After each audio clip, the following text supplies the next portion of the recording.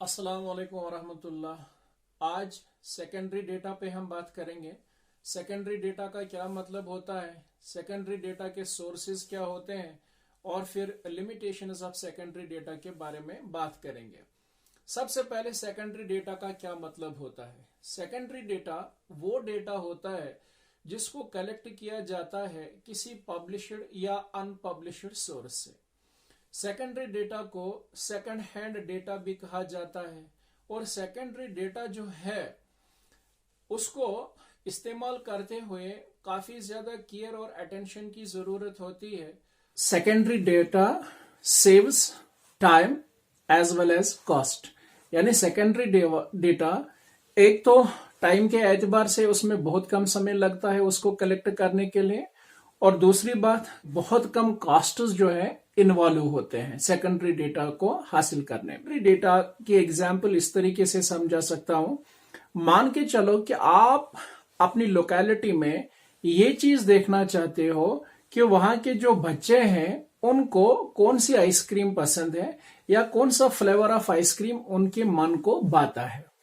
जब आप collection of data करोगे बच्चों से और एक बार जब वो आप कंप्लीट करोगे और एक रिपोर्ट की सूरत में जब आप उसको पब्लिश करोगे तो वो सेकेंडरी डेटा बन जाता है, ठीक है।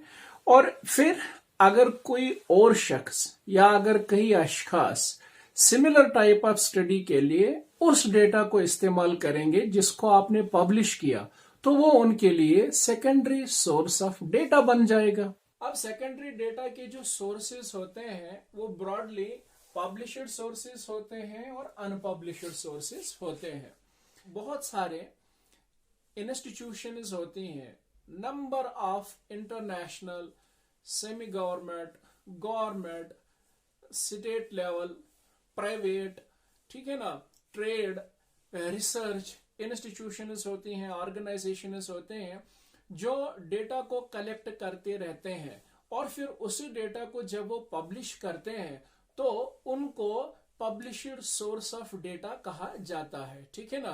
तो ऐसे बहुत सारे इंस्टीट्यूशंस होते हैं जो डेटा कलेक्ट करते रहते हैं और डिफरेंट इकोनॉमिक वेरिएबल्स पे या डिफरेंट वेरिएबल्स पे वो कलेक्शन ऑफ डेटा करते रहते हैं। जैसे इंपोर्ट कितना हुआ, जैसे एक्सपोर्ट कितना हुआ, जैसे अनएम्प्लॉयमेंट कितनी है, जैसे बैलेंस ऑफ पेमेंट वगैरह पे बात होती है, ठीक है ना। और इसी तरीके से बहुत सारी चीजों के ऊपर डेटा कलेक्शन वो करते रहते हैं और फिर जब वो पब्लिश करते हैं तो वही सेकेंडरी सोर्स ऑफ इंफॉर्मेशन या सेकेंडरी सोर्स ऑफ डेटा बन जाता है। तो बस उसको published source of secondary data कहा जाता है।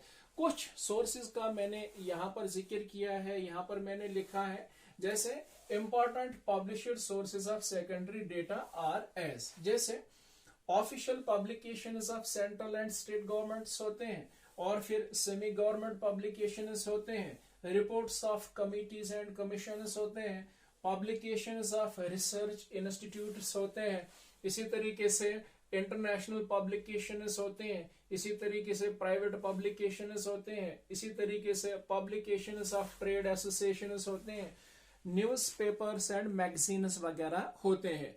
ये सारे के सारे किस जुमन में आते हैं? Published sources of secondary data के जुमन में। और फिर एक और ये चीज होती है कि अनपब्लिश्ड सोर्सेज। अब अनपब्लिश्ड सोर्सेज ऑफ डेटा का क्या मतलब होता है, ठीक है ना। देखिए, कई बार रिसर्च स्कॉलर्स होते हैं, कई यूनिवर्सिटीज होती हैं, कई ट्रेड यूनियंस होते हैं, कई लेबर ब्यूरोज होते हैं, ठीक है ना, और कई प्राइवेट इन्वेस्टिगेशन कंपनीज होते हैं, ठीक है ना। वो रिसर्च के लिए डेटा को कलेक्ट तो करते हैं, वो रिसर्च भी करते हैं, उसके ऊपर फाइंडिंग्स भी निकाल देते हैं, लेकिन उन फाइंडिंग्स को या उस रिसर्च को वो मंजर आम नहीं ले आते हैं, उसको वो पब्लिश नहीं करते हैं, ये उसको वो सिर्फ अपने ऑफिस यूज के लिए रखते हैं या उस इंफॉर्मेशन को या उस डेटा को वो सिर्फ अपने पास रख देते हैं फॉर सेल्फ यूज के लिए। तो इस चीज को अनपब्लिश्ड डेटा कहा जाता है, ठीक है ना। और ये जो अनपब्लिश्ड डेटा है, ठीक है ना, इसको भी इस्तेमाल किया जा सकता है एज सेकेंडरी डेटा, ठीक है ना। इसको भी इस्तेमाल किया जा सकता है एज सेकेंडरी डेटा। फिर उसके बाद आती है लिमिटेशंस ऑफ सेकेंडरी डेटा, यानी सेकेंडरी डेटा जो है इसकी क्या लिमिटेशंस है, ठीक है ना। तो पहला लिमिटेशन जो है, इन 4-5 पॉइंट्स में मैं आपको इनकी लिमिटेशंस के बारे में बता दूं।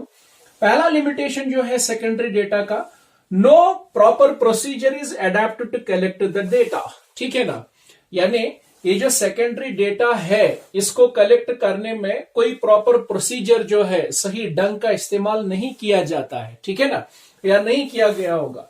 Secondary data may B influenced by the prejudice of investigator. ये जो इन्वेस्टिगेटर है जिसने इसको पहले कलेक्ट किया है, ठीक है ना, तो जाती मुफाद के लिए या जिसको हम बोलते हैं सेल्फ प्रेजुडाइस करने से, ठीक है ना, वो उसको काफी हद तक इन्फ्लुएंस कर सकता है। वो जो सेकेंडरी डेटा है वो इन्फ्लुएंस हुआ होगा। और फिर इसी तरीके से the data may be old and outdated, ठीक है ना। ये जो सेकेंडरी डेटा है ऐसा भी हो सकता है कि वो काफी पुराना हो, और ऐसा भी हो सकता है कि जो प्रेजेंट लेवल में स्टडी कर रहे हैं या जो प्रेजेंट लेवल में रिसर्च प्रॉब्लम है उस पे उस डेटा का इस्तेमाल करना जो है वो ठीक नहीं होगा, वो आउटडेटेड होगा, ठीक है ना। और इसी तरीके से the sample used to generate the secondary data may be small, ठीक है ना।